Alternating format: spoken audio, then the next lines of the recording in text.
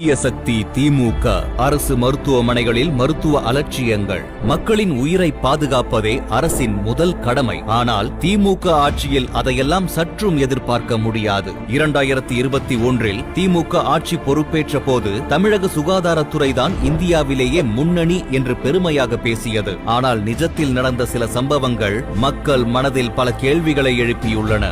November 2022 எதிர்கால கனவுகளுடன் இருந்த 17 வயது கால்பந்து வீராங்கனை பிரியா சென்னை பெரியார் நகர் அரசு மருத்துவமனையில் தசைநார் கிழிவு அறுவை சிகிச்சை செய்தார். அறுவை சிகிச்சையின் போது டோர்னிகேட் பட்டை நீண்ட நேரம் நீக்கப்படாததால் இரத்த ஓட்டம் தடைபட்டு அவரது கால் செயலிழந்தது. பின்னர் கால்களை துண்டித்தும் பல உறுப்புகள் செயலிழந்து உயிரிழந்தார். இச்சம்பவம் தமிழகத்தையே பரபரப்பாக்கியது. இதையடுத்து ஜூலை 2023 ஆண்டு சென்னை ராஜீவ்காந்தி அரசு மருத்துவமனையில் அனுமதிக்கப்பட்ட 1.5 வயது குழந்தைக்கு செய்யப்பட்ட தவறான சிகிச்சையால் வலது கை அகற்றப்பட்டது. ஒரு குழந்தையின் வாழ்நாள் முழுவதையும் பாதிக்கும் இந்த சம்பவம் அரசு மருத்துவமனைகளின் செயல்முறைகள் குறித்து மக்கள் மத்தியில் பெரும் அச்சத்தை ஏற்படுத்தியது.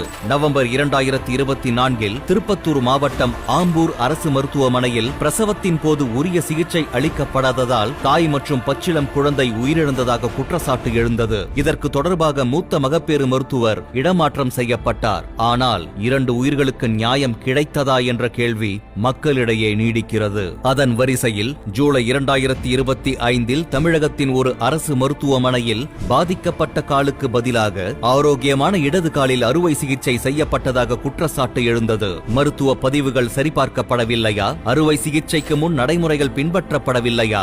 இந்த விவகாரம் சமூக ஊடகங்களில் பெரும் அதிர்வை ஏற்படுத்தியது. புதுக்கோட்டை மாவட்டம் ஆலங்குடி அரசு மருத்துவமனையில் காயமடைந்த நோயாளிக்கு மருத்துவர் செவிலியர் அல்லாமல் மருத்துவமனை சமையலர் தையல் போட்ட வீடியோ வெளியாகி அதிர்ச்சியை ஏற்படுத்தியது. இது ஒரு தனிப்பட்ட தவறா அல்லது அதிகாரிகளின் அலட்சியமா?